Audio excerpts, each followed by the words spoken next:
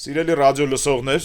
Դարփինյանի ժամն ենք սկսում FM 106 եւ 5 հաճախականությամբ, բաժանորդագրվեք լրատվական ռադիոյի գործարար Ալիքի եւ Արմեն Դարփինյանի YouTube-յան էջերին մնացած սոցիալական հարթակներին, նաեւ այս ստանդարտ տեքստից բացի մի բան էլ ավելացնեմ, Живой гвоздь ռուսական Ալիքում վերջերս լույս է տեսել պարոն Դարփինյանի եւ պարոն Դեմարսկիի հարցազրույցը, մոտավորապես 1.5 ժամ, բավականին ծանրակշիռ թեմաներ են արծարծվել, այսօր դրա մասին ենք խոսելու, դրա համար կոչ եմ անում այդ հարցազրույցն էլ նայեք, մենք հղումը կտեղադրենք մեր այս հաղորդման նկարագրության մեջ, ով չի տեսել, ինչի մասին կուզեի այսօր խոսենք, պարոն Դարփինյան, ողջունում եմ ձեզ։ Բարև ձեզ, սիրելի ռադիո լսողներ եւ YouTube Ալիքը դիտողներ, բարև սիրելի Դավիթ։ Պարզ էր, որ այդ հարցազրույցը ռուսալեզու ոչ հայկական լսարանի համար էր եւ պարզ էր, որ ձեր խոսքերը ըստ դրա էին դասավորված։ Ես կուզեի, որ մենք այդ թեմաները արծարծեինք մի անգամ էլ, նրանց միջից կարևորագույնները մեր տեղական լսարանի համար։ Այն հարցազրույցը սկսեց նրանից, որ պարոն Դեմարսկին ասաց, որ դուք վաղուց եք ծանոթ եւ դույով եք խոսելու։ Կարծես թե ռուս լիբերալների հետ ընկերություն եք անում։ Ճիշտ եմ նկատում։ Իմ եւ ուսանողական ընկերների շարքում եւ արդեն կյանքի ընկերների շարքում եւ կան եւ լիբերալներ եւ կան նաեւ իմպերիալիստներ։ Այդպես չի, որ ես միայն լիբերալների հետ եմ ընկերություն անում։ Մենք ունենք օրինակ Մոսկվայի համալսարանի շրջանավարտների WhatsApp-յան նման մի հատուկ ալիք, որտեղ շփումներ ենք իրականացնում կյանքի հարցերով, կիսվում ենք իրար հետ հաջողություններով, անհաջողություններով, շնորհավորում ենք, ցավակցում ենք, եթե պետք է, եթե անհրաժեշտ է լինում, եւ այնտեղ հիմնականում իմպերիալիստներ են, այսինքն Ռուսաստանի կայսրության կողմնակիցները, այսպես որ ինձ վերագրել միայն լիբերալների հետ ընկերությունը ճիշտ չէ, Դավիթ ջան։ Այդ խոսակցությունը, այո, իսկապես ուղղված էր ռուսական լսարանին։ Ընդհանրապես պիտի ասեմ, որ գիտես յուրաքանչյուր ոք Հայաստանի Հանրապետության քաղաքացի, որը կրում է անձնագիր, իմ կարծիքով արդեն այդ բերումով Հայաստանի Հանրապետության դեսպանն է աշխարհում։ Այո։ Որպես դեսպան աշխարհում դու պարտավոր ես ներկայացնել քո երկիրը լավագույնս։ Եթե մենք ունենք ներքին խնդիրներ, հարցեր, մենք այդ խնդիրները պիտի լուծենք ներքին լսարանում, ներքին մեր թե քաղաքական, թե գաղափարական, թե փիլիսոփայական մեր ներքին քննարկումներում երբևիցե դուրս չհանենք մեր այդ քաղաքական քննարկումները օտար լսարանի առջև։ Եվ ես միշտ սարսափելի ջղայնանում եմ, երբ տեսնում եմ հայ գործիչների, որոնք այլ լսարանում ներկայացնում են հայաստանյան ներքաղաքական խնդիրները, բողոքում են իրավիճակից, ուղղակի ոտնահարում են մեր իմ ու քո եւ նաեւ Հայաստանի Հանրապետության պատվարժան քաղաքացիների գիտես իրենց եւ ինքնադրսևորումը եւ ոտնահարում են նաեւ մեր արժանապատվությունը։ Այդ իսկ պատճառով ես բնական է, որ ռուսական լսարանին ներկայացրեցի Հայաստանը ամենաբարի, ամենագեղեցիկ տեսքով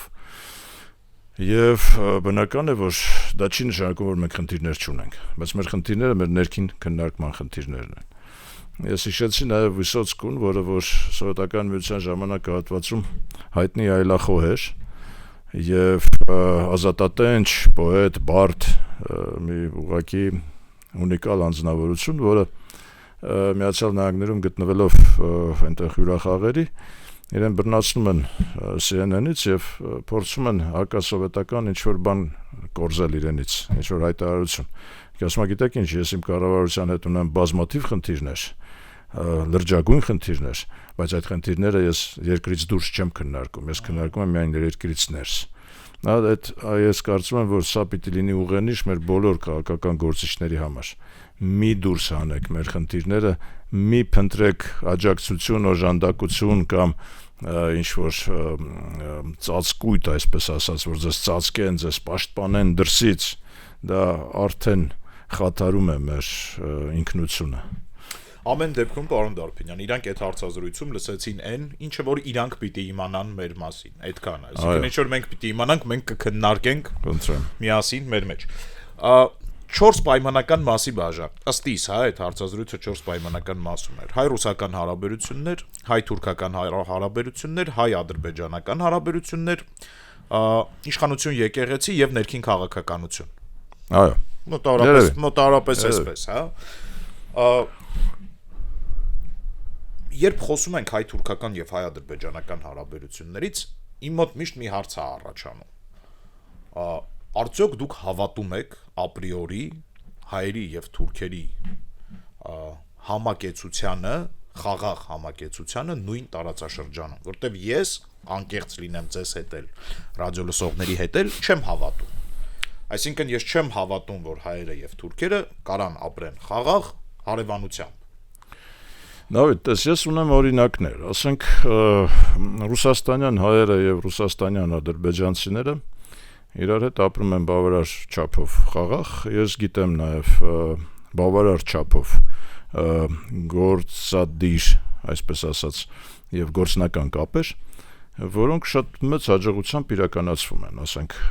բաքվեցի հայեր կան, որոնք որ իրենց բաքվեցի ընկերների հետ Ռուսաստանում շատ էլ լավ ու հաջողակ բիզնեսում կարողանում են իրար հետ ուղղակի պարտներություն անել, հա։ Սա մեկ։ Երկրորդը մենք այնուամենայնիվ ունենք տասնյակ հազարավոր, ասում են 40,000 Հայաստանի Հանրապետության քաղաքացիներ, որոնք ապրում են այսօրվա Թուրքիայում, հա։ Նրանք երևի ապրում են, չէ՞։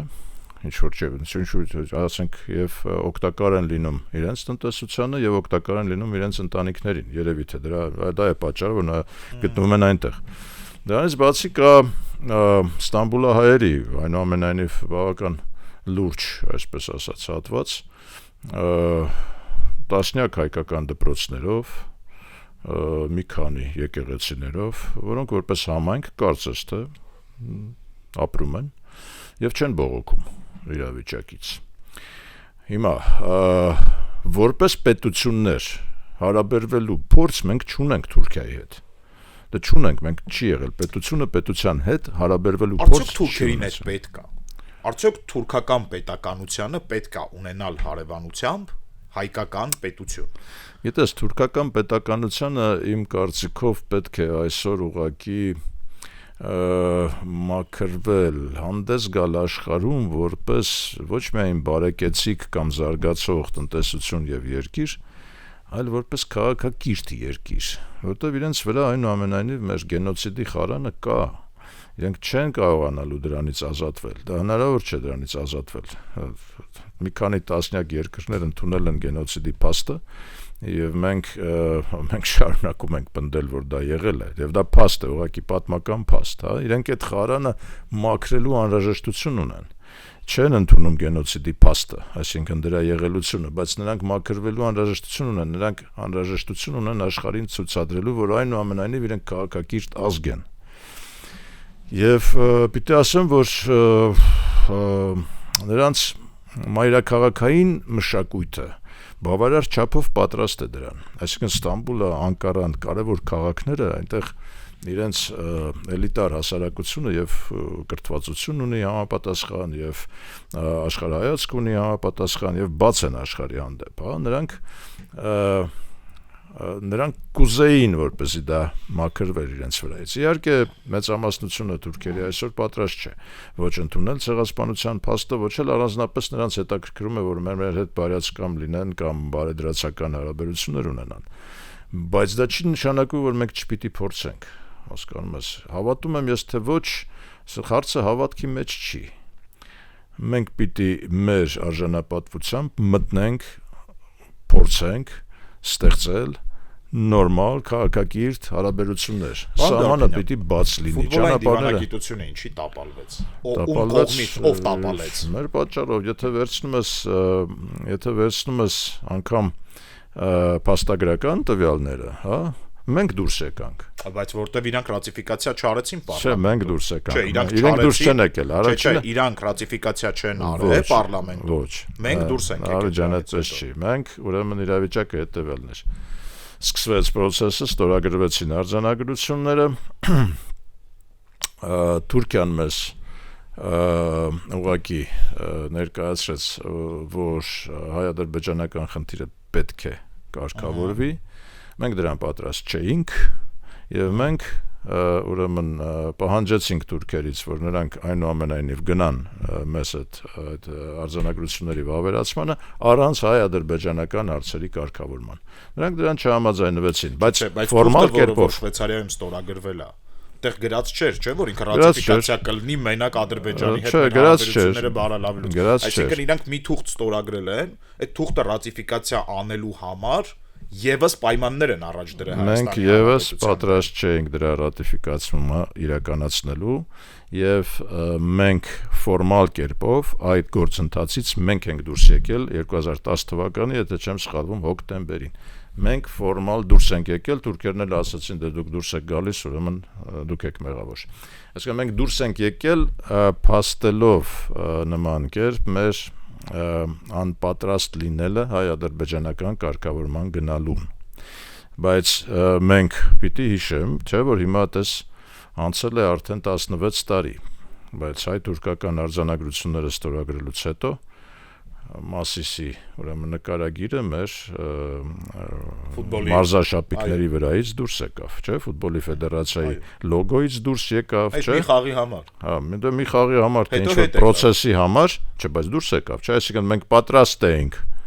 16 տարի առաջ Արարատը հանեցինք։ Հա, 10 խելացի կայլ չի։ Դե հիմա խելացի էր, խելացի չէր, մենք հիմա 16 տարի անցել է 16 տարի հետո մենք վերադառնում ենք նույն կետին, արդեն կորսված Ղարաբաղով, հասկանում ես։ Հիմա ինչն էր ավելի ճիշտ եւ խոհեմ էր իհարկե 16 տարի առաջ գնալ Ղարաբաղյան հարցի կարգավորմանը։ Չգնացինք, ինչու չգնացինք, որովհետեւ պատրաստ չէինք, ոչ քաղաքական տեսանկյունից, ոչ պատմական տեսանկյունից, ես հիշում եմ Սերժ Սարգսյանի տուրնեն Սփյուռքի մեր քաղաքներով եւ օջախներով, Սփյուռքի շատ կոշտ արձագանքը այդ ամեն ինչի նկատմամբ, ամեն ինչ ավարտվեց նրանով, որ այո, մենք փաստեցինք, որ մենք պատրաստ չենք գնալ հայ-ադրբեջանական կոնֆլիկտի լուծման որևէ կերպ։ Ինչ լուծում պետք է լիներ։ Դե կար, այսինքն ինչ բան է 5+2։ 5+2 լուծումը կար։ Սեղանի վրա կար միայն այդ լուծումը, Դավիթ։ Ուրիշ լուծում չի եղել։ Մինսկի խումբը այսօր լուծարվեց, դες ամսի դեկտեմբերի 1-ն է։ Մինսկի խումբը այլ բան չի ասել մեզ, ասել է, որ պիտի համադրել երկու սկզբունք եւ ուրեմն լավագույն լուծումը 5 շրջանի յետ վերադարձն է, դրա դիմաց մենք հա, բայց դրա դիմաց մենք ստանում ենք միջազգային խաղաղապահներ, հասկանում ես։ Ու Արցախը միջանկյալ ստատուսով։ Այո։ Այդ արդյոք դա կարելի է անվանել լուծում։ Այսինքն երբ դու ունես հայրենակիցներ, որոնք ապրում են միջանկյալ ստատուսով, ունես օտարերկրյա զորք։ Չէ, դա ինչ է ժարկուն լուծում։ Դա հիմա արդյոք կարելի է համարել այսօրվա հայաթափված Արցախը լուծում։ Այսինքն կա իրավիճակ։ Ադրբեջանի համար այո։ Չէ, մեզ համար։ Չէ, մեզ համար։ Խայտարակություն է, չէ։ Այսինքն ըստ իս մեզ համար լուծումը պիտի լիներ այն, որ մենք հասնեինք նրան, ինչին հասավ Ադրբեջանը։ Դե մենք դրան պատրաստ չենք, մենք դրա ոչ ուժ ունենք, ոչ հնարավորությունը, որտեղ մեր ոչ տնտեսություններ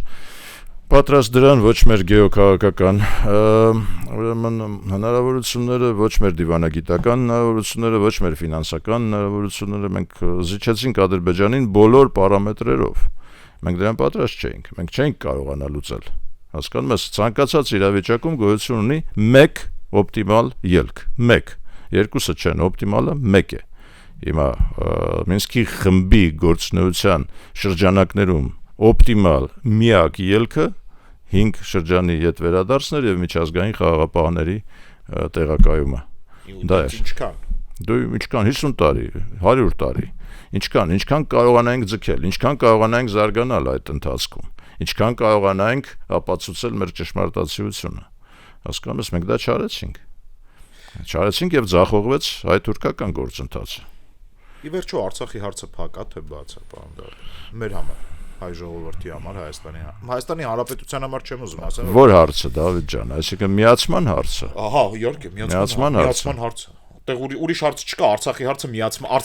Արցախը ունի մի հարց, դա Արցախի հայ ժողովրդի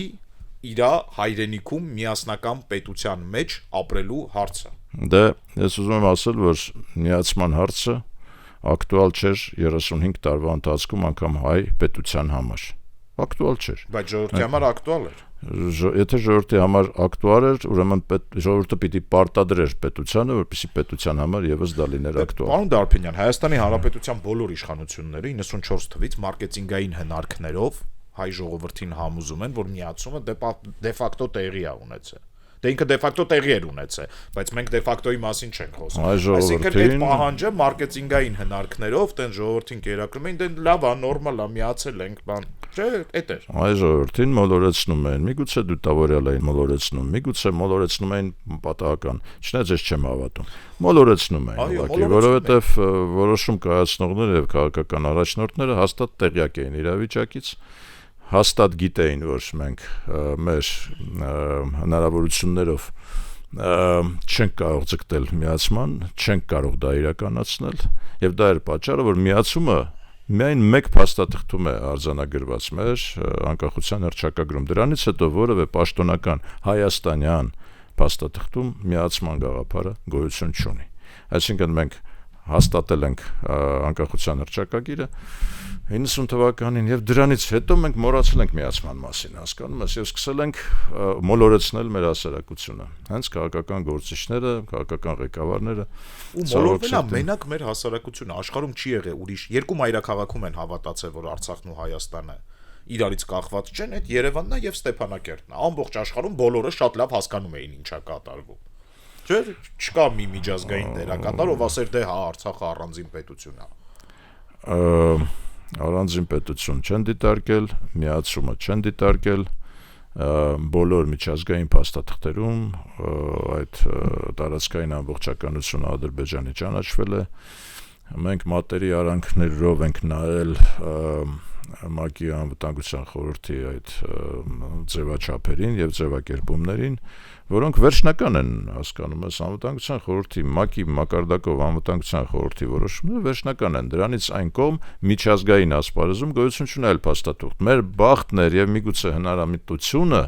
որ կարողացանք ստեղծել մեր ջանքերով երևի հայաստանյան դիվանագիտության իմ կարծիքով ամենաբարձր նվաճումը այդ Մինսկի խմբի ստեղծումն էր, որ կա խնդիր եւ կա ինքնորոշման խնդիր եւ միջազգային հանրությունը այդ ուրեմն Մինսկի խմբի ձևավորմամբ ճանաչեց, որ կա խնդիր, կա խնդրեմ, որը լուծված չէ, որը լուծման ենթակա է, հա? Իսկ հիմա ի՞նչ է լուծվում։ Հիմա չկա, այո, միջազգային հանրությունը հիմա չի համարում, որ խնդիր կա։ Հիմա ի վերջո միացումը վերջ, ըստ ձեզ։ Ես հասկանում եմ, որ սա շատ դժվար է, այսինքն շատ դժվար է ասել, որ այո, միացում էլ չկա։ Դավիթ, նորից եմ կրկնում, ուրեմն դու, եթե դու փորձում ես, որ էմոցիոնալ շատ ծանր է այդ հարցին փորձում ես շարժել իմ ուրեմն բանը, ազգայնական ջիղերը եւ ներքին բանը, նյարդերը ազգայնական, հիմա միգուցե ես դրանից չեմ կարող հրաժարվել, ներքուստ էմոցիոնալ, բայց եթե մենք խոսում ենք պետության քաղաքականության մասին եւ եթե դու ինձ հարց ես տալիս որպես իրավիճակի գիտակ եւ ուրեմն վերլուծաբան, ես կասեմ, որ անիմաստ է դնել մի խնդիր, որը որ անհնար է լուծել։ Դա անհնար է եղել լուծել այնքան այն ժամանակ, երբ Ղարաբաղում եւ այսինքն Արցախում ուրեմն կար դե ֆակտո կվազի պետություն եւ կար անկախություն դե ֆակտո, հա, անգամ այն ժամանակ հնարավոր չէր դա լուծել։ Առավել եւս այսօր դնել նման խնդիրը անիմաստ է, ուղղակի վաղը դնել նման խնդիր, վաղը դնելու համար դու պիտի ունենաս հիմքեր, այդ հիմքերը ստեղծել է պետք։ Ես չեմ տեսնում այսօր որևէ հիմք, հա, այդ հիմքը պիտի լինի տնտեսական, աշխարհաքաղաքական, անպայման ֆինանսական,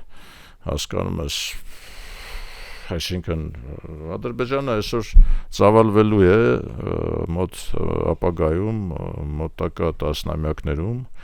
երբ որ մենք ուրեմն եթե մենք խելացի լինենք եւ ուժեղանանք այդ ընթացքում, Ադրբեջանը այդ ընթացքում էլ ավելի է ծավալվելու եւ Արցախը ալբանիզացնելու է այնպես, ինչպես որ ինքը անում է այսօր,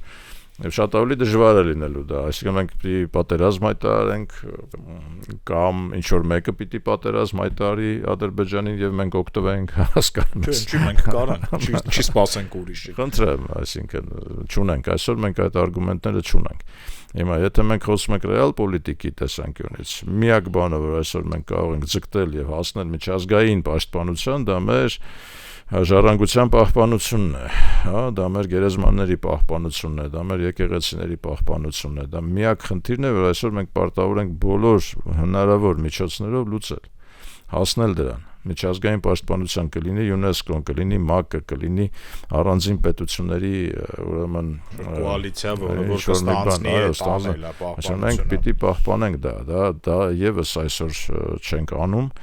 կամ չենք կարող անել կամ հնարավորություն չունենք անելու, բայց դա ռեալ այն խնդիրը, որ այսօր ես տեսնում եմ ռեալ լուծելու համար, դա այդ պահպանությունն է։ Իհարկե ադրբեջանցիները այդ իմ հարցազրույցի ներքո, երբ որ նրանք ուրեմն կոմենտներ էին տալիս, մեզ են մեղադրում, բա դուք պահպանել եք մեր գերեզմանները եւ այլն, մեր տարածքները, մեր հուշարձանները, այսինքն իրենք ունեն հակադարձ, այստեղ հակադարձ ունեն, բայց իմ կարծիքով այստեղ ոչ թե պետք է պարիտետային քննարկել խնդիրը, այլ պետք է քննարկել դե ֆակտո։ Մենք ունենք տարածք, ունենք 150,000 ժողովուրդ եւ ունենք ժառանգություն։ Եվ այդ ժառանգությունը 1000-ից ավել տարիների ժառանգություն է։ Միջազգային հանրությունը, միջազգային գիտես ոնց մշակութային հնարավոր չէ։ Ես չեմ կարծում, որ աշխարհը պատրաստ է այսօր հրաժարվել իր մշակութային այսպես ասած, ոչ թե ժառանգության արժեքներով, չեմ կարծում, որ պատրաստ է, հա, ինչքան էլ ցինիկ լինի աշխարհը, ինչքան էլ տգեղ լինի այս հարաբերությունները, որ մենք տեսնում ենք իրավիճակում, պատրաստ չեմ համաձայնվելու, որ աշխարհը ուրեմն պատրաստ է բնաջնջել ուղղակի մշակույթը, իսկ Արցախում հայ ժառանգական մշակույթը իմ կարծիքով ունի համաշխարհային նշանակություն։ Այդ իսկ պատճառով մեր առաջնային խնդիրը, որը որ ռեալ եմ տեսնում այսօր, վաղը կարող է ուշ լինել։ Հիմա ասում եմ այսօր 1 տարի կանցնի, 5 տարի կանցնի, շատ ավելի դժվար կլինի եւ կարող արդեն ուշ լինի, այսինքն մենք այդ ժառանգությունից բան չունենանք այնտեղ։ Հիմա մենք գիտես զավեշտալի իրավիճակը ասեմ, մենք իմ ջանքերով ժամանակին Անդրեյ Սախարովի արձանը տեղադրվեց Ստեփանակերտում Սախարովի անվան դպրոցի ուրեմն բակում։ Չկա այդ արձանը։ Դա գոյություն չունի, այսինքն օֆիցիալ ՅՈՒՆԵՍԿՕ-ից հարցումներ է գնում Ադրբեջանի կառավարությունը, ասում է չկա, չգիտենք ուր է։ Հասկանում ես, հիմա չասեմ մեր ռազմական գործիչները մեր բարեկամն է, բայց ամեն դեպքում ռուս է, էլի, հայ չի, հայկական մշակույթի կոթող չի, էլի։ Առավել եւս մեր ռազմական գործիչների, մեր հերոսների արձանները, կիսանդրիները ուղղակի ջախջախված են, հասկանում ես։ Հիմա եկեղեցիները ալբանիզացվում են, հասկանում ես, եւ դա արվում է արդեն պետական քարոզչամեքենայով, քարոզչության միջոցներով։ Մենք այս խնդիրը պիտի լնենք։ Առաջնային խնդիրը սա է, այսինքն մարդկանց մենք չկարողացանք պաշտպանել։ Մեր այդ թվում նաև, այո, սխալ հաշվարկի ապաշնորհության, ինչ ուզում ես ասել։ Կարող է միտում կար, պարոն Դարբինյան։ Ոչ թե սխալ հաշվարկ կամ ապաշնորհություն։ Չէ, որ սխալ հաշվարկ կար, փաստ է, չէ, որ սխալ հաշվարկ է։ Հա, բայց այնքան սխալ էր, որ տպավորություն կա, որ միտում կար։ Այդքան սխալ էր, էլի, այդ հաշվարկը։ Չենք որ ասենք ինչ որ միտում կար, թե միտում չկար։ Չեմ կարծում, որ որևէ հայ կարող է միտումնավոր այդ աստիճան դավաճանել իր ազգային ինքնությանը, չեմ կարծում ես դա այդպես։ Ամեն դեպքում ողբալի վիճակում ենք գտնվում, Դավիթ ջան, մենք սա պիտի ընդունենք, ընկալենք, հա։ Մենք չենք կարողացել պահպանել մեր ժողովրդին այդ տարածքում, մենք չենք լուծել խնդիրները տարիների վեր, տասնամյակների վեր, զբաղվել ենք ներքին ուղղակի աճպարարությամբ, մեկս մյուսի նկատմամբ ուղղակի մաղց թափելով, քաղաքական պայքարը վերածելով տնտեսական եւ ֆինանսական լծակների տիրապետման ընդամենը եւ հասել ենք այս արդյունքի։ Հիմա միակ մեղավորը այս արդյունքի մենք ենք, մեր հասարակությունն է, որը կարողացել է հանդուրժել նման վիճակ, հասկանում ես։ Մի հասարակություն, որը թույլ է տալիս, որ իրեն մոլորեցնեն, որն այդ հասարակությունը դեռ պատրաստ չի ստանձնել պատասխանատվությունը երկրի եւ պետության համար։ Հասկանում ես, եւ մեր պետության այսօրվա գոյությունը այդ իմաստով վտանգի տակ է։ Մենք պետք է կարողանանք մեր մեջ ուժ գտնել, պետությունը պահպանել եւ ուժեղացնել։ Որտեւ այն հասարակությունը, որը կորցրեց Ղարաբաղը, հարցականի տակ է, պատրաստ է արդյոք պետություն պահել։ Հայաստանի Հանրապետություն պահել։ Նկատի ունեք ի վիճակի է, թե ցանկությունն են քննարկում։ Չէ, ի վիճակի է արդյոք, այդ ուժերը ունի արդյոք թե ոչ։ Հասկանում ես, որտեղ մենք գիտես ողբալ էր, այսինքն այդ 7 օրվա ընթացքում Ստեփանակերտ, Գորիս ճանապարհը 120,000 հոգի ճանապարհին 70-ից ավել զոհ կար, հասկանում ես, ճանապարհին մարդիկ մահանում էին, որովհետև դեղ չունեին, ջուր չունեին եւ բժշկական օգնություն չեն կարողանում ստանալ։ Հիմա այդ այսինքն մենք այն հասարակությունն, այդ պետությունն ենք, որը նման հարված է ստացել։ Դավիթ իսկ հիմա դու ասում ես միացումը մոռանանք, թե հիշենք, դե արի հիշենք։ Չէ, ամեն դեպքում ես հիշելու եմ, վստահ եմ դուք էլ, արի հիշենք, բայց պահենք հիշողության մեջ, հասկանում ես։ Պահենք հիշողության մեջ, մենք հիմա դնենք խնդիրները, որոնք ի վիճակի ենք լուծելու, որոնք պարտադիր են այսօր, այս պահին, հասկանում ես։ Հայ-ռուսական հարաբերությունների մասին խոսենք։ Իմ ընկալմամբ ռուսական էլիտայի համար հայկական անկախ պետականությունը ընկալվում է որպես պատմական անարդարություն իրենց հանդեպ։ Դուք իրանց հետ ավելի շատ եք շփվում, ավելի շատ եք շփվել։ Չէ, ուղղակի նրանք լուրջ չեն ընդունել մեր անկախությունը երբեք։ Այսինքն չեն էլ վիրավորվում, որտեղ չեն համարել, որ ինքը գոյություն ունի։ Երբեք լուրջ չեն ընդունել, հա, երբեք։ Եվ դրանում նույնպես լի մեր մեղավորությունը, գիտես, ես ականատես եմ եղել, մասնակցել եմ Ելցին Տեր-Պետրոսյան քննարկումներին եւ հանդիպումներին։ Պիտի ասեմ, որ նախագահ Ելցինը հարգում էր մեր սուվերենիտետը եւ հարգում էր մեր ինքնությունը, հարգում էր նախագահ Տեր-Պետրոսյանին, լսում էր նրան։ Տեր-Պետրոսյանը այդ հետսովետական ղեկավարներից երևի միակն էր, որի խոսքը Ելցինի համար նշանակություն եւ արժեք ուներ։ Հա, ես դա հիշել եմ, այսինքն 1-2 տարվա ընթացքում այդ երբ կանդվեց վախճանվեց սովետական միությունը, ես ականատես եմ եղել այդ հանդիպումներին եւ պիտի փաստեմ, որ այդ հարգանքը եւ ակնածանքը կար, բայց Ղարաբաղյան հակամարտության, այսպես ասեմ, մեր օգտին լուծումը 94 թվականից հետո Ռուսաստանի քաղաքական գործիչների մոտ ստեղծեց մի պատկերացում, որ դա իրենց հաշվին է լուծվել, որ իրենք են պահում Ղարաբաղը եւ ուրեմն իրենք են պահում Հայաստանը, հասկանում ես։ Եվ այդ պահից սկսած իմ կարծիքով այս ամեն ինչը շեղվեց եւ անլուրջ էր վերաբերմունքը, գիտես, մեր նկատմամբ։ Դե ես եղել եմ կառավարության ղեկավար 14 ամիս եւ այդ ընթացքում իմ հարաբերությունները շատ հարթ են եւ պիտի ասեմ, որ շատ երկուստեք հարգալից։ Ես աշխատել եմ 3 վարչապետների հետ Ռուսաստանում, այդ ընթացքում 3 հոգի փոխվեց։ Ռուսաստանի հետաքրքիր ժամանակներն են, 14 ամսում 3 վարչապետ։ Պիտի ասեմ, որ բացարձակ արժանապատիվ էր եւ հարգալից էր վերաբերմունքը։ Այդ թվում դա Կիրիենկոն էր, այդ թվում Ստեպաշինն էր եւ Պրիմակովի հետ ավելի երկար եմ աշխատել։ Հարգանքը դեպի մեր պետությունը փորձել եմ ներկայացնել առավելագույնս։ Ըստ որում Պրիմակովի հետ քննարկումների ժամանակ Պրիմակովը, հիշում ես, ընդհանուր պետության գաղափարի ոչ միայն հեղինակներ, ոչ միայն կողմնակիցներ, ընդհանուր պետության։ Ես ուզում եմ ձեզ ասեմ, որ մեր սերնդի համար այդ նոնսենս է այդ գաղափարը։ Այսինքն, քանի որ ոնց որ դուք ու մեր ավակ սերունդը ինչ որ մի ժամանակ իրանց հետ եղել է ընդհանուր պետության մեջ, դա ինչ որ ընկալելի է, բայց մեր սերնդի համար այսօր ոնց որ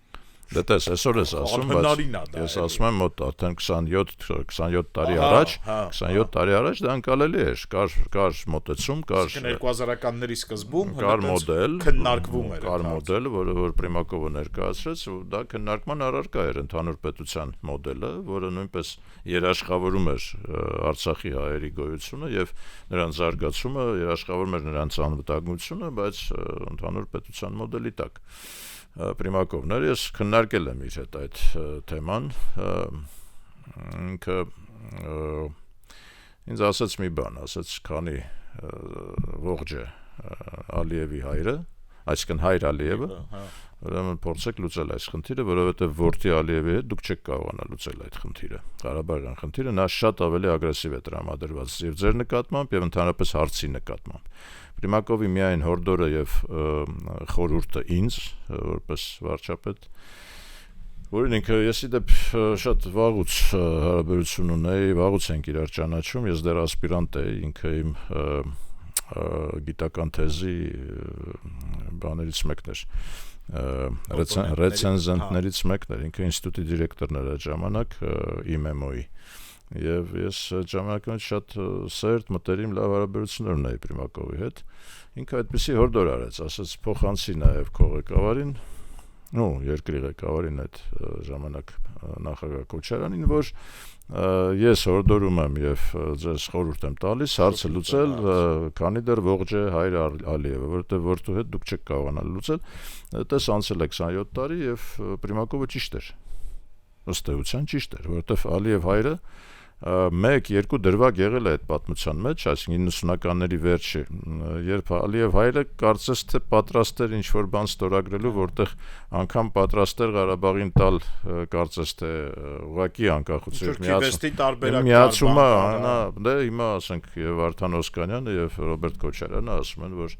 նման տարբերակի կարծես թե Ալիև հայրը համաձայն էր, բայց հետո իր նկատմամբ ճնշում գործադրվեց, չգիտեմ որտեղից եւ այլն, դա հիմա չգիտեմ ինչքան է դա ճիշտ կամ դա այսինքն չեմ կարող չհավատալ, բայց ինչքանով ճնշում գործադրեց, ով գործադրեց եւ այլն, միգուցե ինքը փոշմանեց եւ այլն, դա արդեն այլ հարց է, բայց փաստը մնում է փաստ, որտի Ալիևը շատ ավելի ագրեսիվ էր տրամադրված եւ ես պիտի ասեմ, որ մեր ղեկավարների մեծագույն սխալը եւ ոչ ճիշտ հաշվարկը կայանում էր նրանում, որ որտի Ալիևը ուրեմն թույլ է, խաղամոլ է, ուրեմն լուրջ չէ, ուրեմն նրան մենք հաստատ կկարողանանք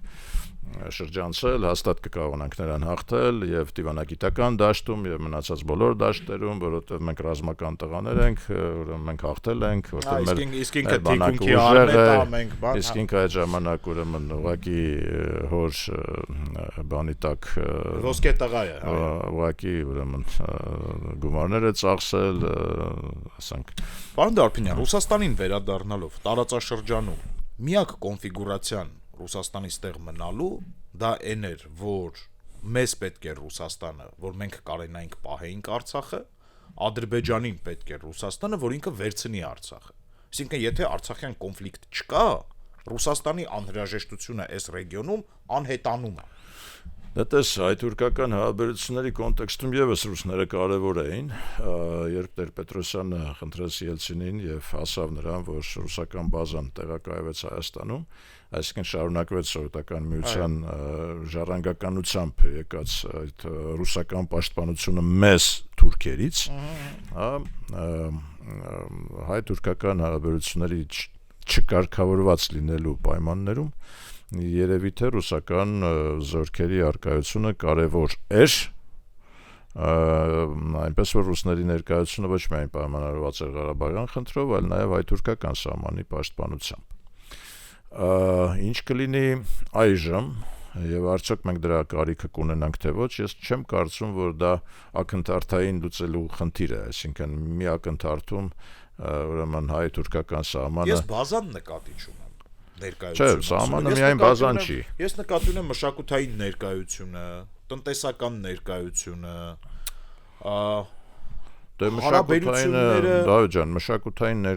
ներկայությունից, եթե խոսքը գնում է զուտ մշակույթի մասին, մենք միայն շահել ենք, այսինքն ես չեմ տեսնում ոչ մի վատ բան, եթե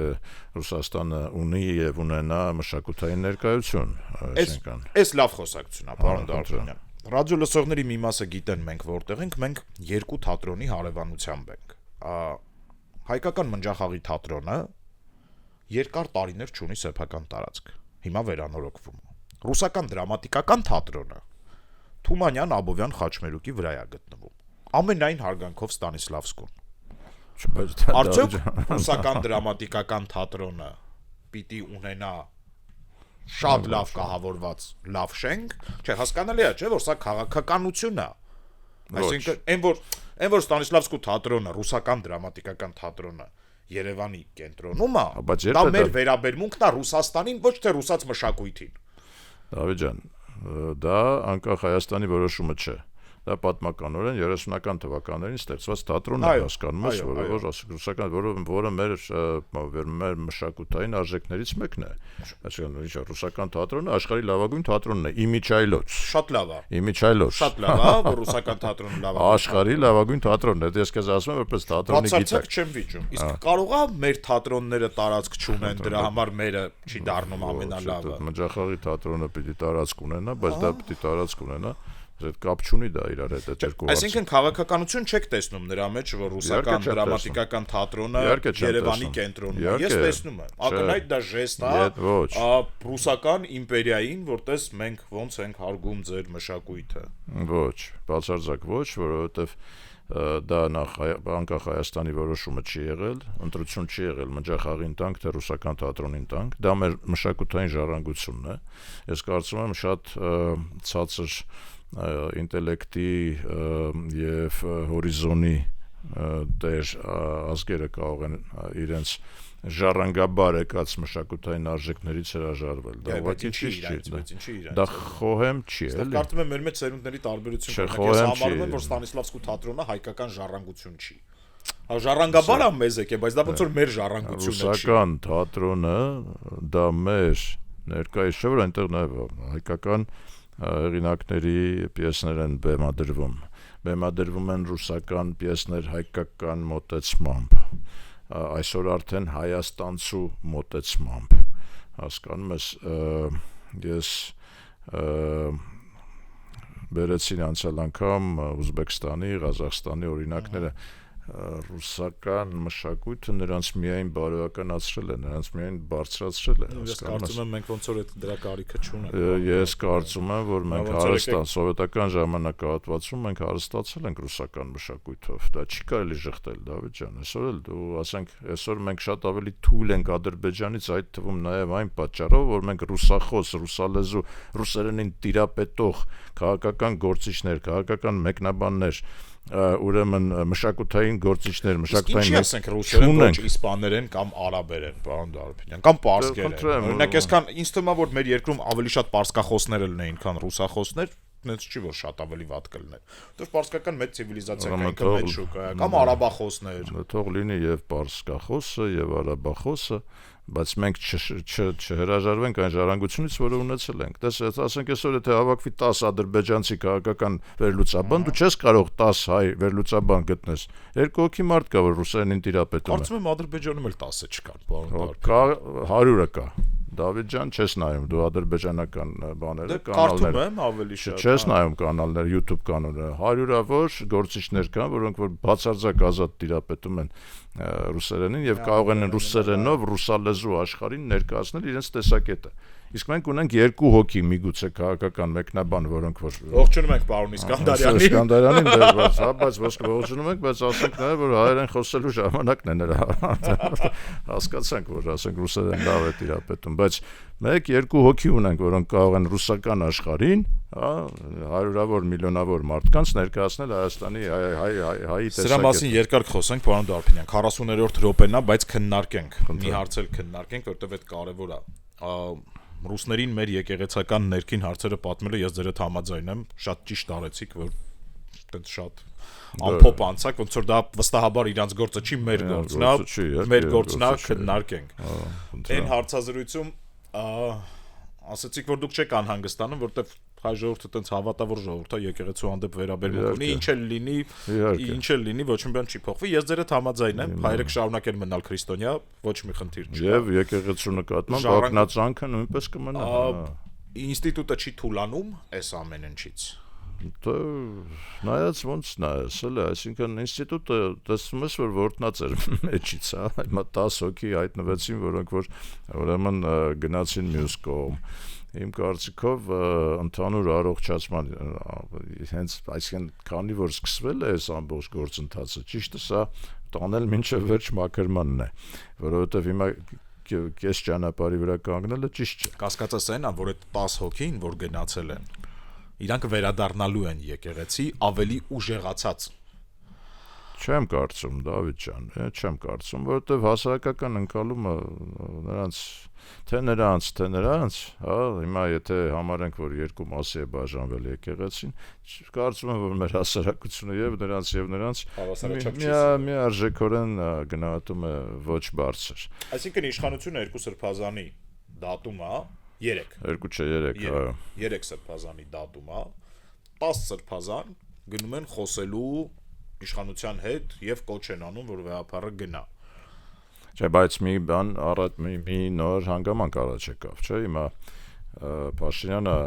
վեհապարին ուրեմն ճնշում էր, որ նա գնա, որովհետեւ զավակ ունի, իսկ այս 10 հոգին լրիվ ուրիշ արգումենտ բերեցին, նրանք ասացին, որ 99 թվականին ընտրությունները արդար չեն եղել, ճնշման տակ է։ Որ իրանք է զավակ ունեն, ոնց որ դրա համար չեն ճնշում վեհապարին զավակի մասով, էլի։ Դու ասացի, ինչ ասա։ Ոնց պրոբլեմ կա, էլի։ Դες հիմա ասենք սա արդեն ուրիշ ինստիտուցիոնալ խնդիր է, այսինքն ասում են 27 տարի առաջ, ուրեմն մենք ճնշման տակ ենք որոշում կայացրել, անարդար է եղել ընտրությունները, դրա համար եկեք ուրեմն մի հատ արդար ընտրություն անենք։ Իմ կարծիքով ժողովուրդը շատ արդար կդիտարկի եւ կդատի բոլոր կողմերին, բոլոր ներգրավված կողմերին։ Իմ կարծիքն այն է, որ եթե կաթողիկոսը պիտի փոխվի, ապա ճիշտ կլինի, որ այդ նոր կաթողիկոսը լինի ոչ այս թիմից, ոչ էլ այն թիմից, դա պիտի լինի ուրիշ մարդ։ Կարծում եմ չկա ուրիշ մարդ եկեղեցի։ Իմ կարծիքով թե դուրսը թե ներսը։ Ես միշտ եմ եղել այն կարծիքին, որ ամենայն հայոց կաթողիկոսը ճիշտ կլինի, որ ներկայացնի արևմտյան թեմը։ Ինչու, որովհետև եկեղեցին միավորման ինստիտուտ է նաև հայ ազգի, հայ ժողովրդի եւ ճիշտ կլինի, որ Սուրբ Էջմիածինը, որը տեղակայված է մեր Հայաստանի Հանրապետությունում, կառավարվի արևմտահայ եկեղեցական քրիստոնյա գործչի կողմից, որը նաև եւ արևմտյան կապերով եւ իր հեղինակությամբ կարողանա նաև օժանդակել եւ օգտակար լինել հայոց պետությանը։ Իմ կարծիքով սա է։ Բայց պիտի նկատեմ նաև, որ շատ հետաքրքիր, շատ հզոր իմ կարծիքով ազդակ ստացանք մենք Ստամբուլից։ Բոլորովին վերջերս, երբ Հռոմի Պապը այցելեց մեր պատրիարքարանը, եւ դա նույնպես ազդակ էր։ Ուշադիր լինենք պարոն Մաշալյանի նկատմամբ։ Պատրիարքը իհարկե ուժեղ հոգեվորական է, այդտեղ վեճ չկա, երևի թե լավ էլ պատրիարք է, պետք է ավելի մանրամասն խոսել Պոլսոյի համայնքի հետ, բայց հասկանալի է, չէ՞, ինչ պայմաններում է ինքը աշխատում։ Այդտեղ ես խորը մտահոգություն ամենայն հարգանքով պատրիարքին, իրականում որպես հոգեվորականի, ես շատերից եմ լսել, որ ինքը որպես հոգեվորական ֆանտաստիկ կերպար ունի, բայց այդ հարաբերությունները, այսինքն ես կարծում եմ, որ քաղաքական նոր իրավիճակի պայմաններում մեր պետության ռեստարտի պայմաններում, հայ-թուրքական հնարավոր հաշտեցման պայմաններում կաթողիկոսը նույնպես պիտի այդ նույն գծի կողմնակիցը լինի։ Հիմա կլինի դա Մաշալյանը, թե կլինի դա ուրիշ կաթողիկոս չեմ կարող ասել։ Բայց թողնենք այդ ամեն ինչը եկեղեցական ժողովին, որովհետև վերջին հաշվով իրենք են որոշում։ Հա, հիմա այս 10 հոգին չեն որոշում, ոչ էլ են մնացածն են որոշում ընդհանուր ժողովը, թողենք դա ժողովին, բայց ընդհանրապես փաստենք, որ նոր արգումենտ դուրս բերեց այս իրավիճակը, որ 99 թվականին ճնշումների տակ եղած ընտրությունը եւ ուրեմն այդ ընտրությունը պիտի չեղյալ համարել, բայց որը պատիվ չի բերում, որ մեր եկեղեցուն պատիվ չի բերում, եկեղեցուն էլ պատիվ չի բերում, բայց ասած որ այդ մարտիկը այդտեղ կոչումներ են ստացել, բան են ստացել այս ընթացքում, էլի ոնց որ Դա էլ հասկանանք իրանց կոչումների հետ, բա ինչ է ալնելու էլի այդ պարագայում, այսինքն ինչի են ընդունել այդ կոչումները, չէ, հարցերը առաջանում։ Դավիթ ջան, մեր երկրի պետության գլուխ է եղել նախագահ, որը ունեցել է 2 կամ 3 քաղաքացիություն։ Նրա կողմից էլ եւս չէ։ Հրամանագրեր են ստորագրվել եւ այլն։ Հիմա մենք մի քանի կղզու քաղաքացի։ Եթե փորենք շատ հեռու կգնանք։ Սիրելի ռադիո լսողներ, այսպիսի հաղորդում ստացվեց հաղորդման մասին։ Մենք սկսեցինք պարոն Դարփինյանի հարցազրույցից ռուսական լրատվամիջոցներից մեկին, որի հղումը դուք նաև կգտնեք այս հաղորդման նկարագրության մեջ։ Այսքանը երևի թե հաջորդ շաբաթ նորից կհանդիպենք։ Այո, շնորհակալություն բոլորին։ Մինչև հանդիպում։ Շարունակեք լսել գործարար ալիքը, կհանդիպենք։